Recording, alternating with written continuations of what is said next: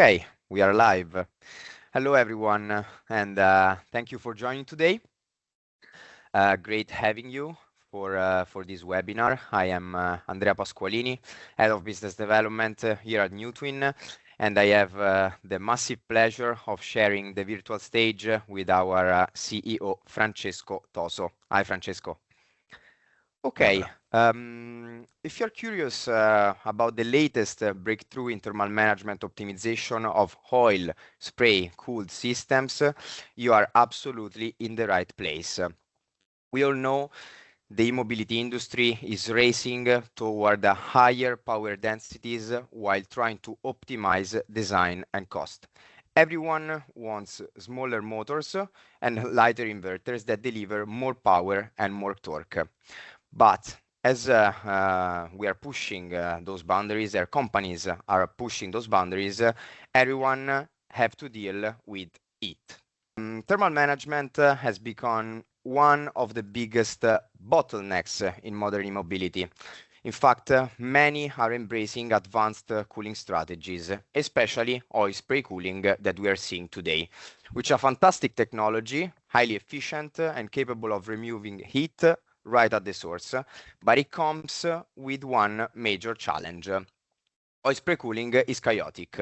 The fluid dynamic is extremely complex and the thermal distribution is very far from uniform.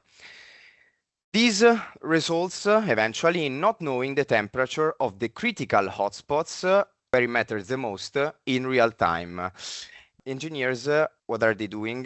Basically, they are forced to over-engineer their e-machines, which eventually results in adding a layer of safety margins that is in turn limiting the performance to stay safe. This is exactly where Newtwen is supporting the engineering teams. In fact, we are a deep tech company specializing in embedded intelligence for e-powertrain components. We are not just simulating, we are bridging the gap between simulation and embedded system control. How are we doing it? We are doing it thanks to virtual thermal sensors. Basically, with embedded intelligence, manufacturers can turn standard motor into smart motors, and not only. Thanks to this technology, basically, companies are achieving higher efficiency, improved safety, and reduced complexity.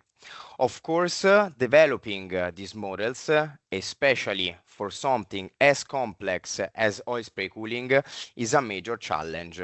In fact, capturing this thermal behavior of oil splashing randomly inside a motor requires sophistication that goes far beyond standard engineering. It demands deep expertise in fluid dynamics, simulation, and model order reduction. Now, to dive deeper into how we are helping companies tackling these complexities in thermal mapping for oil spray cooled motors and why this is crucial for the next generation of electric vehicles, I am excited to hand the stage over to our CEO, Francesco. And before passing the word, remember that up in your screen, you have the Q&A section that you can use to write down your questions that we will be happy to handle at the end of the speech. Thank you very much, Andre, for the kind introduction. It's a pleasure to be here. So I'm going to share my screen. So let's start from the challenges. And thank you very much, Andrea, for introducing the problem. So today, oil spray cooling technology, it's becoming, let's say, widespread in automotive industry. And the main reason is because thanks to this cooling technology, we can push with the current density, and so we can push with the torque, with the efficiency, and we can push with the, let's say, volume efficiency for the machine. But it's not easy. It's not easy to model. It's not easy to control. And it's not easy to derate once the motor is integrated, of course, inside the vehicle. And for this reason, today we are going to, let's say, talk about the challenges for modeling the thermal behavior of this, let's say, complex cooling system in e-motor, and let's say, see together the solution that Newtwen can provide in order to overcome these challenges. Let's start from, just as we can see here from this, let's say, introduction image, we are talking about a very complex system. So the oil is splashing on the end windings, for example, and the distribution of the transfer coefficient and the temperature, it's not uniform. So it's very hard to, let's say, simulate this with the standard CFD simulation of oil spray. They are slow, they are painful to be converged, and most of all, they are not, let's say, reliable. It's difficult to have a ground truth. It's difficult to have a ground truth on test bench experiments. It's difficult to rely on these complex simulations, which takes very long times just to basically execute a few seconds of simulation. Then the transfer coefficient map is not uniform, and this is, let's say, understandable from the field of the temperature along these, for example, end windings. And so the classical, let's say, thermal network techniques, they don't scale. They don't scale because you need manual effort. You need expert engineers that they manually design the equivalent electric circuit composed by resistance and capacitance. Then if you want to, let's say, preserve the accuracy, the resolution, to represent this non-uniform distribution of the temperature, the thermal networks, let's say, they become quite large, and they are hard to be calibrated with respect to test bench data. So once you have your, let's say, large degrees of freedom electric circuit equivalent for the thermal behavior, it's very difficult then to calibrate manually or with, let's say, optimization solvers, the resistance and capacitance of this circuit based on what? Based on experimental results. And then at the end, these, let's say, thermal models, they are not suitable for the real-time implementation on the MCU. So basically, you can't use them in real time for the rating control. Another method that today it's quite discussed in industry is a fully data-driven AI model, but also these for this kind of let's say application, it's very hard because it requires a lot of commissioning efforts, a lot of commissioning tests that mostly for electric machines they cost a lot of time and so resources on test bench days in order to have the correct, the necessary data set which is used then for the calibration of these fully data-driven models. And then since they are, let's say, out of physics, they are just based on data. Of course, to achieve the, let's say, correct value of generalization of the model and to obtain a very accurate and reliable model, let's say, force the model to be quite large in terms of parameters, and so not suitable for the real-time implementation on the microcontroller units once again. So the real, let's say, main challenge is that it's missing a unique engineering software tool, a unique engineering software platform which can handle this kind of complex problem. And today we're going to show our solution that we have developed in Newtwen. The name of the engineering platform is Twin Fabrica, and it has been, let's say, designed to create and integrate high fidelity real-time models of, let's say, complex systems like the oil spray, suitable for the microcontroller unit implementation. Among our, let's say, solution, we also have the control library, so the firmware level code, which is used for intelligent derating technology that leverage the real-time information coming from the models in order to basically regulate the currents and the speed, so the operating condition point in the electric motor to preserve the insulation class, to avoid the magnetization, and to increase the efficiency in the control. Let's go directly into Twin Fabrica environment, which basically it's our technology that we deploy to our customer in order to create their real-time thermal model that they can use in real time inside their products, basically. Here we have the very first interface. You have already seen this in our previous, let's say, webinars, so I'm not going today into, let's say, deep dive details about Twin Fabrica, let's say, features and functionalities, but I would like to deep dive more on the techniques and deep dive more on the methodology that we suggest in order to see how to treat an oil spray electric machine case using our technology. So let's start from the geometry. Here you can, of course, represent from a geometric point of view your electric machine. So in this case, this is the application case under test that we are considering. It's a noise spray cooled machine. Here you can basically, from this interface, you can do all the Boolean operation of union cutting, let's say removing parts, cleaning, and so on and so forth. You can see all the geometrical entities, volumes, surface, and so on. And then the first step is to create the foundation model, so a high fidelity model, which is, of course, finite element analysis based. So in order to create a finite element analysis of this model, we need a mesh. In fact, inside TwinFabrica, you also have mesh engine in order to obtain the mesh of your machine. As we can see here, this is a tetrahedral conformal mesh, as in this case. And then what you need is to associate material properties, heat sources, and boundary condition. So let's start from here. Since the first thing that we have to do is to create a high fidelity model. So a model capable of representing the thermal behavior of the oil spray. And we have seen in the first, let's say, minutes of this seminar that the main problem is on the heat transfer coefficients inside the, let's say, end winding, where basically the oil spray is touching the end winding in order to cool them down. So in this region, in these surfaces, the heat transfer coefficient is not constant, and it varies with a certain law that is not predictable because it depends by the oil spray CFD solution that, unfortunately, because of its complexity, is difficult to be performed with the class solving Navier-Stokes, so solving, let's say, the CFD for the oil. So we need to remove this from our input and do it in another way.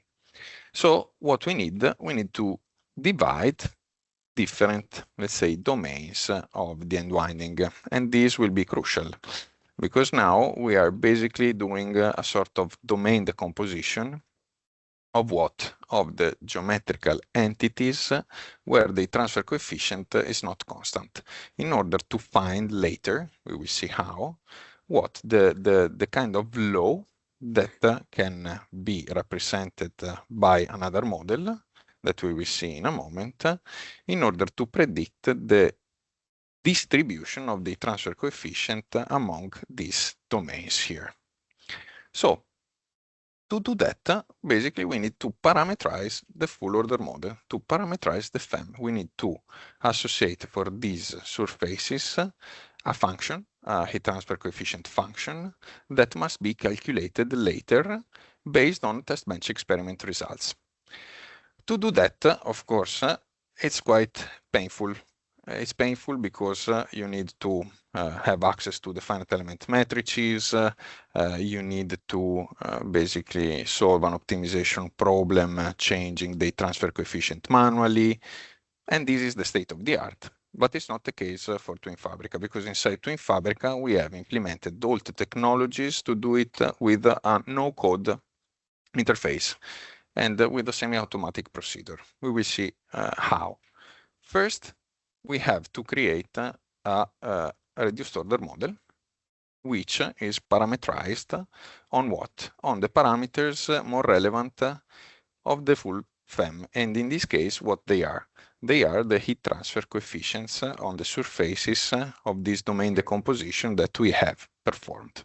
The user can always choose to have, let's say, a finer decomposition or, let's say, a more raw decomposition. It's, let's say, user dependent. So in our case, let's go to the model order reduction dashboard, where you can perform the model order reduction algorithm in order to find a projection matrix from a high rank space, which is the full order model. In this case, we are talking about 1,117,000 of degrees of freedom, which they corresponds with the nodes of the mesh of the finite element model, and we need to identify a projection matrix, in this case of the order of just 31. So in this case, it's a rectangular matrix of 1,117,000 by 31 columns, which is capable of projecting the finite element matrices in a low rank space. Why we're going to do that? We're going to do that because we need to solve an inverse problem. We need to identify, as I mentioned at the very beginning, the heat transfer coefficient distribution inside these surfaces here. And to do so, we need to solve an inverse problems because we have test bench experiments, because we can sensorize the end windings in the front end and in the non-front end. And also we need to calculate the parameters of our physics-based model that minimize the error between what we are measuring in terms of temperature and what we are estimating. So the first step is create a full order model with the physics foundation, so including all the physics possible inside our model. The second step is to create a reduced order model of our full order one. And once we have achieved it, we can, of course, see how it performs in terms of accuracy respect to the full order one. So in this case, now we are looking how the reduced order model reflects the full order model behavior. To do that, we just press the analysis and we run the reduced order model on specific, let's say, configuration. In this case, you can change the transfer coefficients, you can change the currents, you can change the speed, you can change the temperature of the oil. Let's say we can change all the parameters representing our physics. And then we can see how the full order model behaves respect the reduced order one. In this case, what we are looking for is the temperature error. So this is the distribution error between what?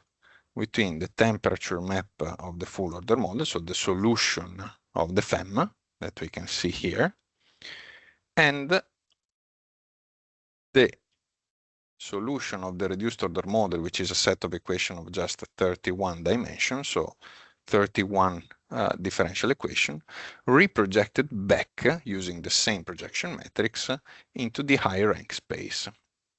And here we can see, for example, how the gradient of the temperature is distributed along, let's say, the end windings and so on, and in the full motor. Actually, you can also, let's say, see this non-uniform distribution, which we will see it is confirmed by test bench experiments. So now we are just, let's say, in the middle of our work because we have obtained a reduced order model capable of well representing the full order one. But yet we didn't have, let's say, optimized the transfer coefficient map. We are just using, let's say, some values of the heat transfer coefficients for, let's say, each specific domain. For example, coil slot 5, crown 5, let's say our domain decomposition. The second step, of course, it requires the already mentioned commissioning experiments. So we need to measure the temperature on the test bench, so on the real case. And we need to measure the temperature specifically on different speed, on different torque, on different oil temperature, and on different oil pressure or oil flow, let's say. Here we have the list of tests. We have more than 10 tests, let's say, on different conditions. But let's see together how they look like, because it's quite important. So basically, what we have placed many sensors in the stator, one in the rotor also, together with our customer. Usually rotor magnet temperature is measured using, of course, drilling the rotor axially and radially, placing a thermocouple of type K, for example, and using a wireless transducer attached to the shaft in order to collect the data. So let's see, for example, in this case, we have a certain ID and IQ recorded from the test bench. So here is the kind of test that we ask. We apply a certain constant, let's say, torque point, which is reflected on this ID and IQ. And then we cool down the system. And this is done on a certain speed, in this case, 5,000 RPM, which is then is lower to 10,000, for example, when the current is zero. So there is a motor holding the speed and another motor, which is the motor under test, instead holding the currents, so the torque, so the load. Well, in this condition, we have recorded the temperature in the rotor and also in the stator on multiple points. And we will see the points in a moment. So all these temperatures that you are seeing here, they are acquisition done with our camera. Also the NTC sensor in production, it's present. It's also clear here, the final red one.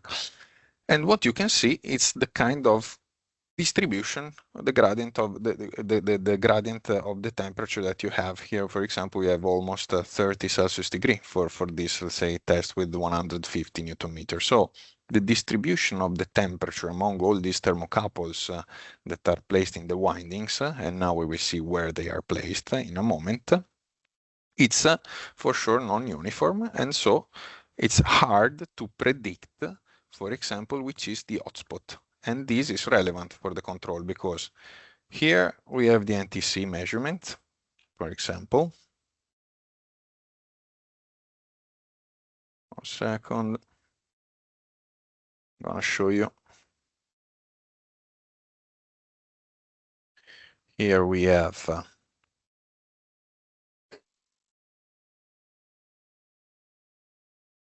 the NTC, and here you have another measurement in the winding. So there is a quite huge gap. So with a unique sensor, it's difficult to predict which is the hotspot in the system, and so it's difficult, it's hard to optimize the real-time derating strategy in order to preserve the insulation class. And that's the main reason why in the state of the art, companies, they read the NTC and they place a safety margin in the control of even more than 20 Celsius degree. Unfortunately, this 20 Celsius degree delta, it's not, let's say, constant, and the correlation depends by currents, speed, pressure of the oil, temperature of the oil, and so on and so forth.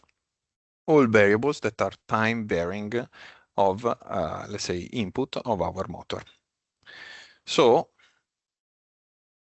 we need to collect a considerable, let's say, not negligible effort, of course, in the commissioning, but this kind of tests, by the way, they are always done before the production for functional testing and rest testing and so on and so forth.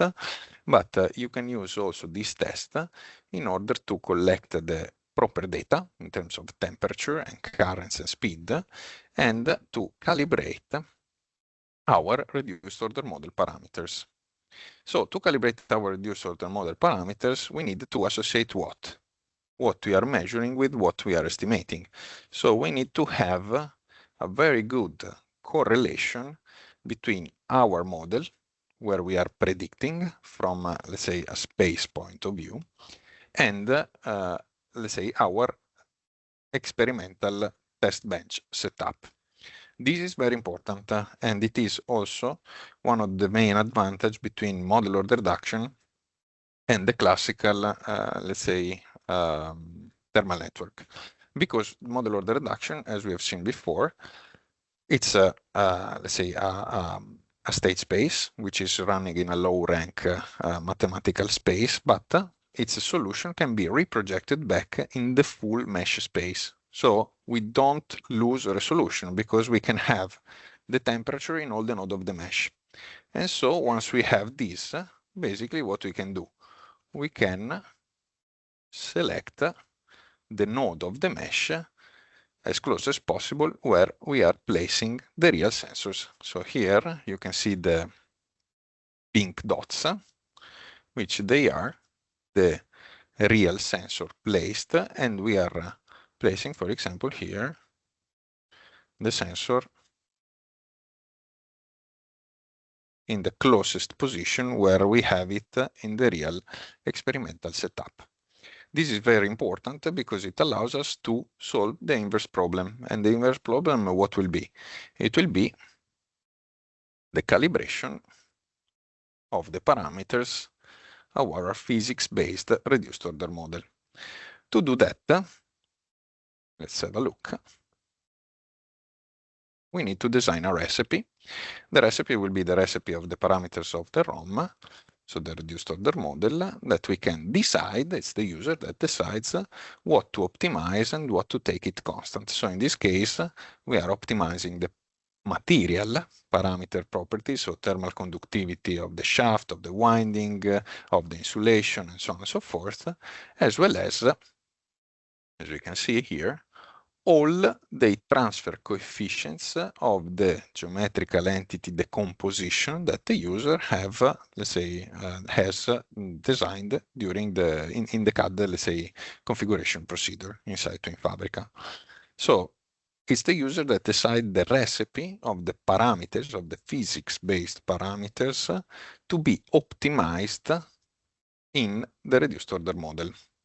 In fact, as you can see here, there will be some let's say, of parameters like ID, IQ, and the speed. Don't be fooled by this temperature. We can see it in a moment, what they are. But there are, let's say, electrical parameters here that are measured. So here we are taking directly the measured data, and we are minimizing the error between predicted output in the stator temperatures and let's say, so in the virtual sensors and in the real sensors, based on, so moving the set of parameters designed by the recipe. So once the calibration is finished, of course, it requires solving thousands of time transient simulation, because as you've seen before, the measurements, they are, let's say, time domain simulation that you have to perform. And it takes, let's say, several minutes, in this case, to perform thousands and thousands of transient simulation, trying, testing, and moving the parameter space of the recipe. Try to imagine how much it takes to simulate all that hours with the full FEM, which in this case has more than 1 million of degrees of freedom. Of course, it's not feasible.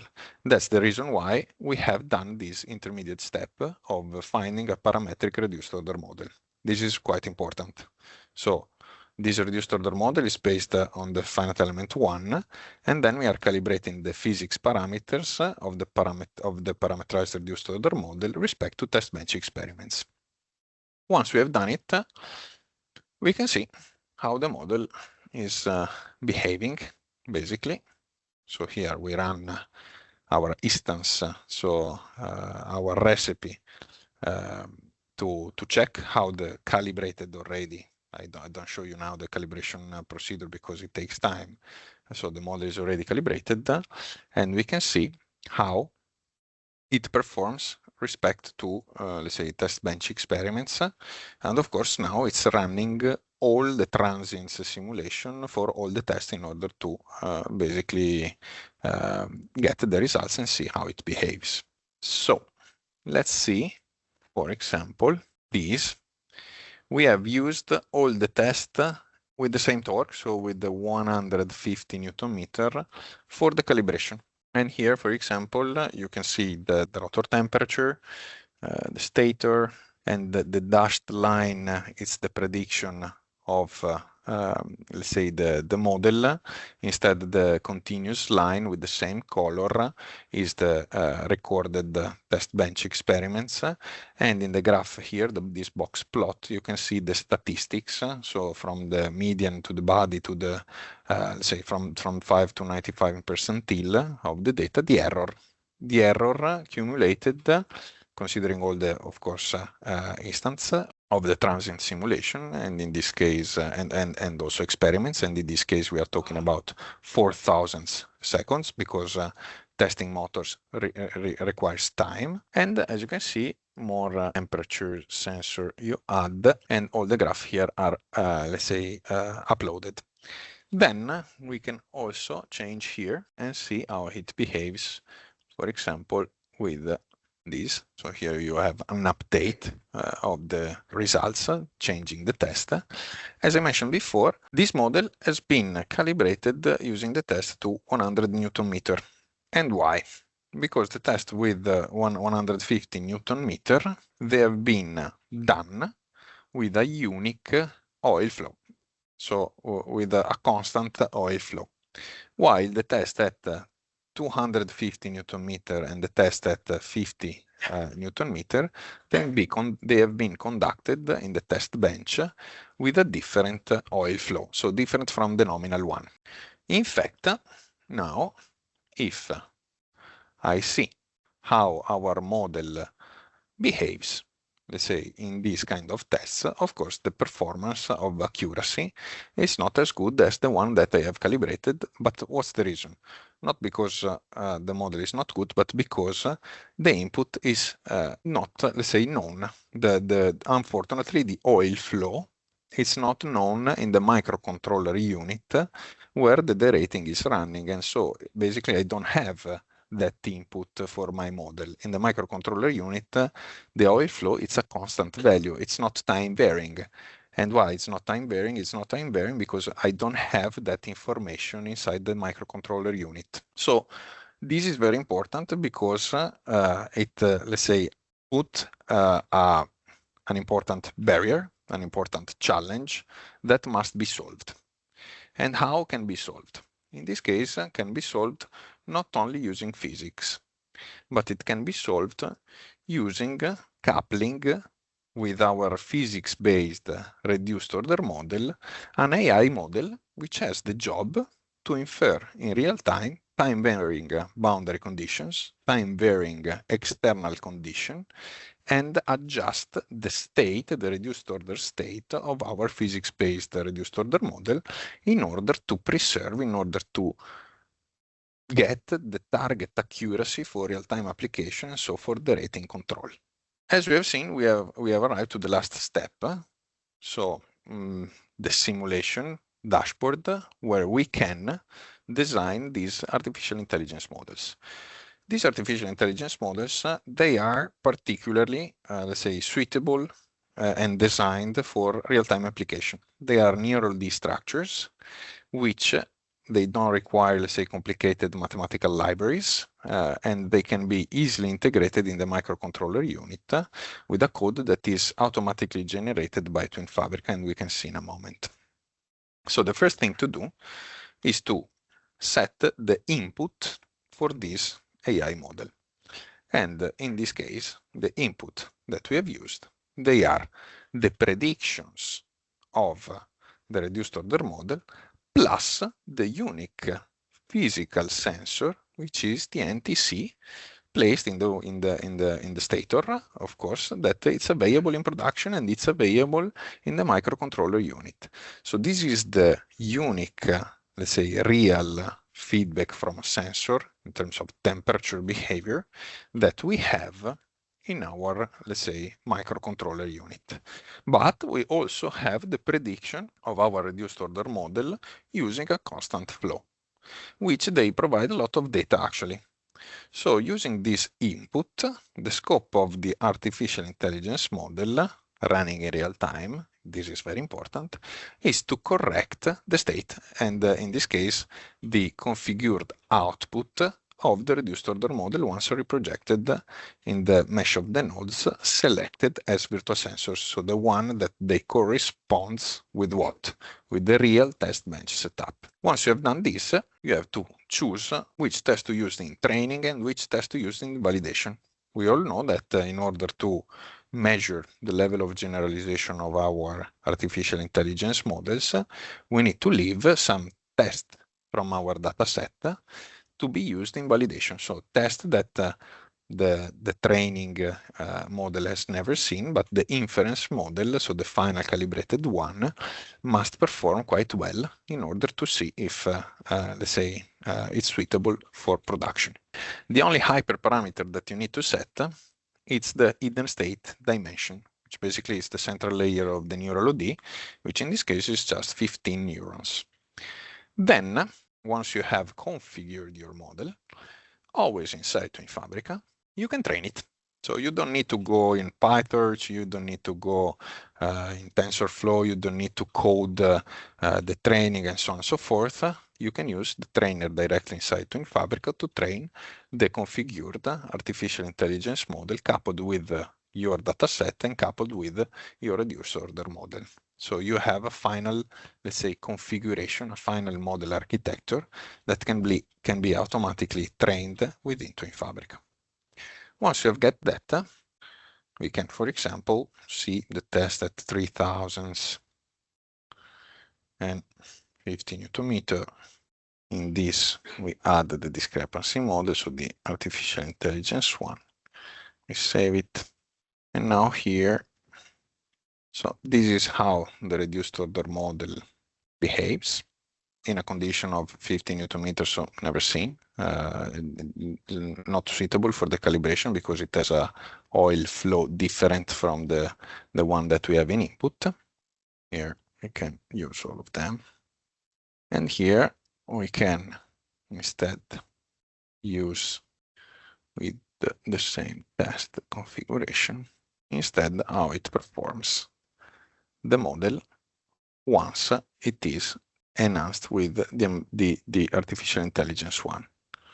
So here you can clearly see the kind of accuracy on different tests that you can achieve respect to the one without the artificial intelligence one. So in this case, if we have a look at the model configuration here, this discrepancy model here that now I'm highlighting, okay, it's using the measure input from the NTC in this case, plus the prediction y estimated at k-1, so with one delay, in order to correct the state of the reduced order model at the time instant k, and to basically adjust the output of our estimation model.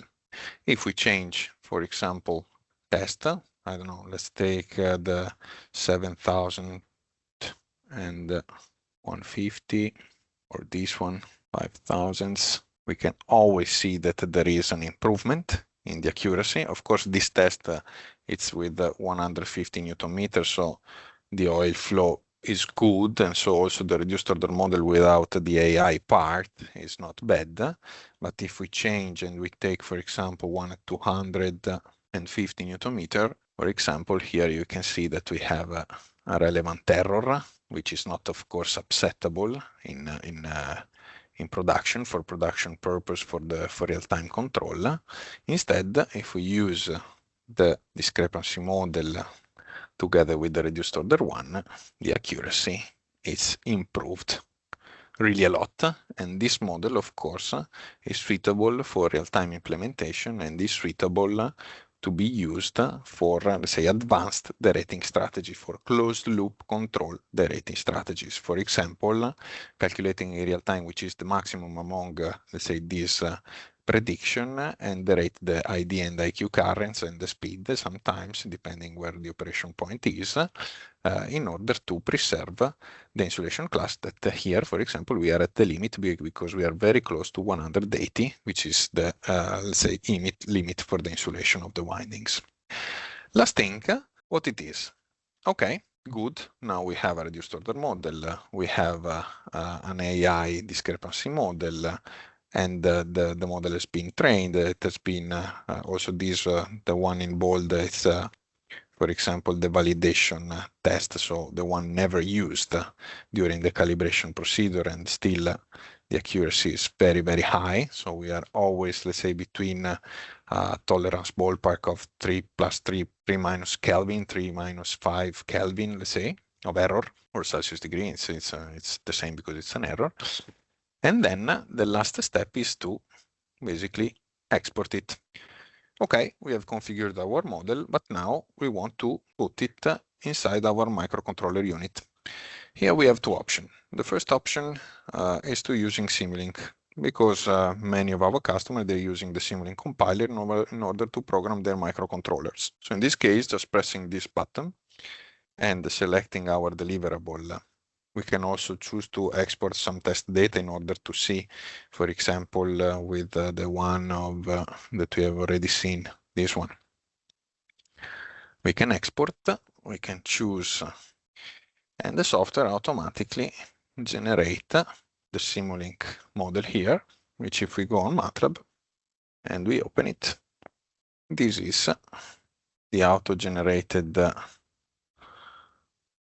let's say, Simulink, where inside you have all the model configuration that we have seen before. So there is the power loss model with the boundary condition, the reduced order model in state space form, which is made by three matrices, A, B, and C, so just matrix vector multiplication, and the final discrepancy model, which is then correcting the reduced order model in order to have the final virtual thermal sensor to be used in, let's say, microcontroller unit. And if we run, it's super fast. Here we have simulated more than 1,000 seconds in less than 1 second. So this model is suitable for real-time implementation. We can also see the kind of computational effort and also the memory footprint, because if we return back inside to InFabrica, we have our second method of export, which is the C code, which basically let's select which model to generate the code. It is an optimized C code, which is used to, let's say, create the functions that directly can be integrated inside your firmware program. So here let's choose one folder and build. Also, the software asks you if you want to export it in testing mode in order to have also a comparison with Simulink, or directly with let's say, the not in testing mode, as in this case. It gives you a calculation of the memory footprint. So here you can see the total memory is less than 50 kilobyte. And also you can see the distribution of the parameters between the reduced order model, memory effort, the loss model, the virtual sensor, so the final output, and also the AI model part, which of course, with the 15 layers and all the inputs and outputs, it has many parameters to be executed in real time. And then the folder has been created, and this one.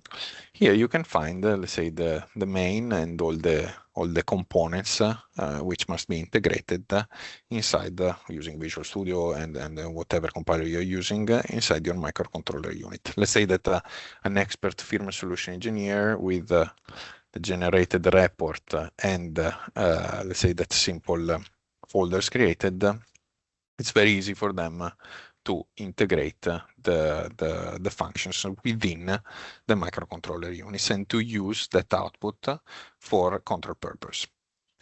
So just to, let's say, finalize my presentation, what we have seen today is that InFabrica, it's the first, I would say, engineering software platform which integrates all the necessary technology to transform a CAD into a piece of firmware of complex models like the oil spray, and to be used for real-time purpose.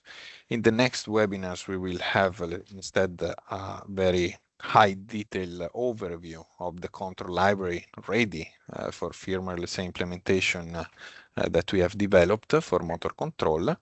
But the other important task and let's say the other important thing that I would like to mention is that the technical validation, it's a must for us. So the solution has been stressed and tested before the production on multiple speeds, multiple torques level, different oil flow rates, different oil temperatures. Many sensors have been applied, so more than 10 sensors in the windings and sometimes even more than one sensor in the rotor.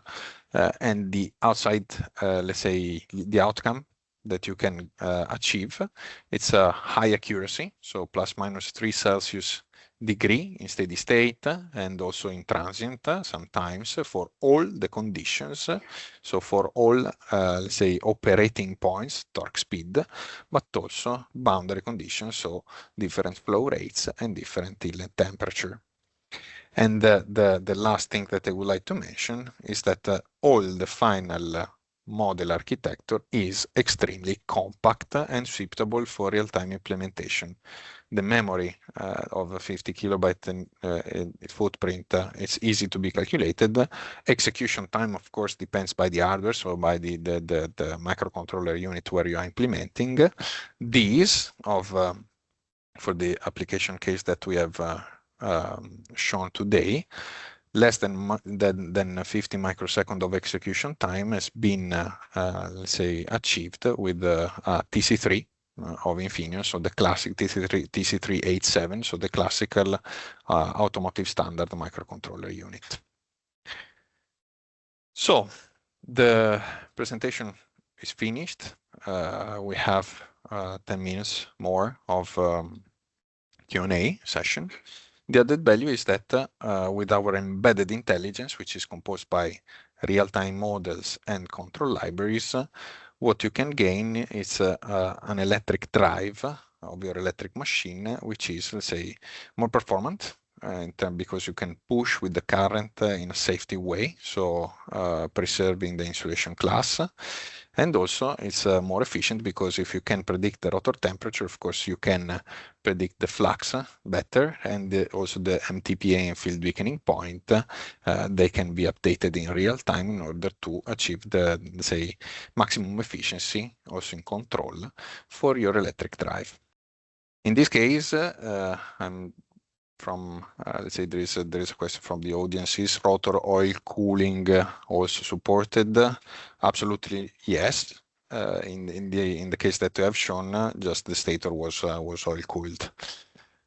Then there is another question. How do you solve the reduced order model ROM problem with 25 degrees of freedom using only 9 inputs? In that case was 31 degrees of freedom, but yes, I can imagine that it's quite small. And we are implementing the most advanced model order reduction library within Twin Fabrica, and it's also unique, the library that we have implemented.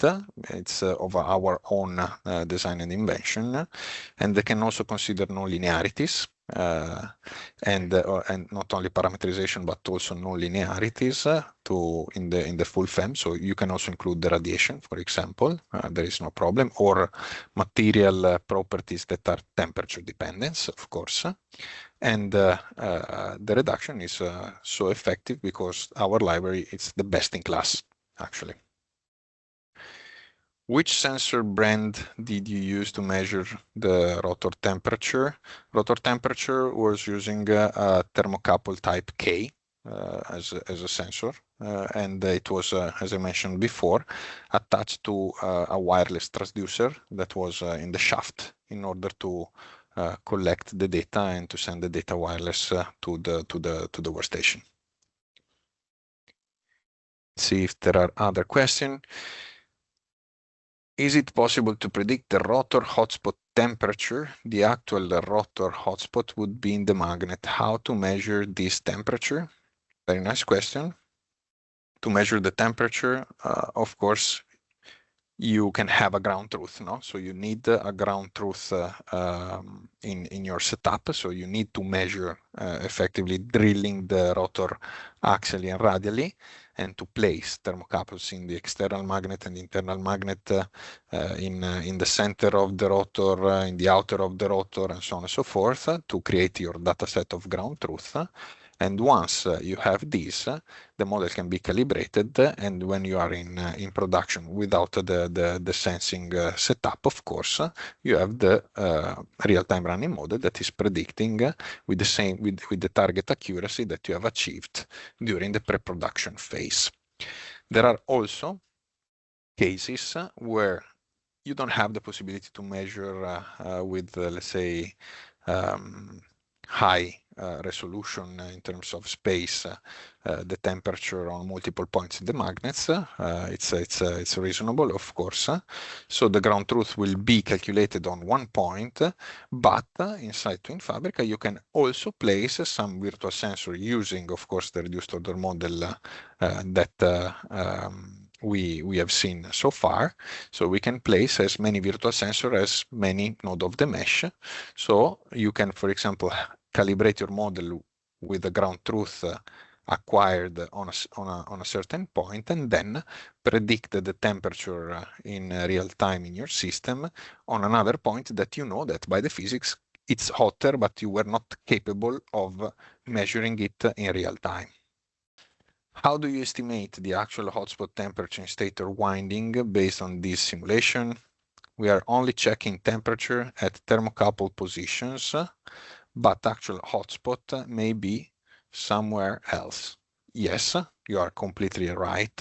So it's very important in the experimental procedure to cover the end windings with a lot of sensors. So we also have clients that they place more than 20 thermocouples along, let's say, the end windings for both front end and not front end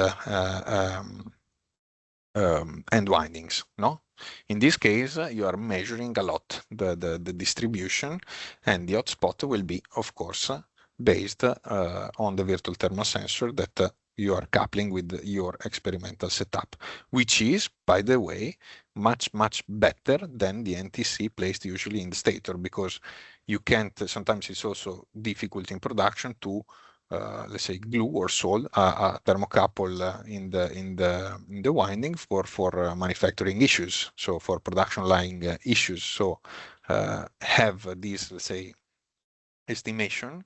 It's by the way, so far more advanced than the state of the art of measurement setting up. Let's see if there are any other questions. Any goal of applying the same method for inverter semiconductor junction temperature estimation and smarter derating? If so, what are the extra challenges? Very nice question, because it is our, let's say, king application. Actually, we have really gained a lot of experience, and we are collaborating with the most important semiconductor suppliers on power modules, also to that virtual thermal sensor. They will become the standard, and it will be also the semiconductor supplier to give it to you. And we are in a very, let's say, strong partnership with one of the most important one. So the junction temperature estimation is, by the way, our, let's say, main business case, where we can predict the temperature in all the dies of the power module, calculate the maximum of this, also track the swing, so the oscillation of the junction temperature synchronous with the current frequency, and derate the switching frequency and the current limits in order to do what? To improve the continuous operation, because of the safety margin that usually companies, they are taking on the junction temperature, that usually is from 20 to 25, even sometimes more Celsius degree, based on a correlation model that they have. Because in the power modules, flow rate is time varying, is changing, it's not predictable, you can have failures. So this technology can be used to increase the performance with the same hardware, to increase the efficiency, because you can identify if there is a fault in the coolant, and this is very fast respect to the state of the art, because junction temperature estimation is moving much faster respect to the NTCs that are usually placed in the body diodes of 6, for example, and not in the junction directly.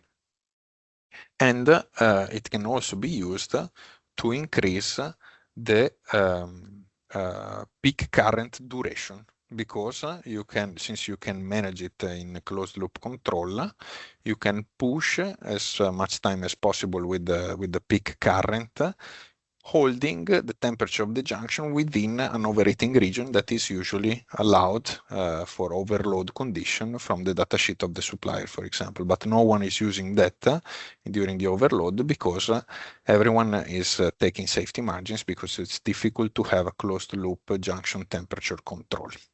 That is what we can do for traction inverters and power modules. Thank you, Francesco. Thank you, everyone, for participating today. Absolutely, we will share the recording as well as all the presentation, the slides, and the most relevant information. Of course, in case you have any other curiosities, doubts that you would like to address, we are happy to address them offline, since we will be sharing also our personal email addresses. Thank you very much, everyone. Thank you very much, Francesco, for today's webinar, and we hope to see you all at the next episode.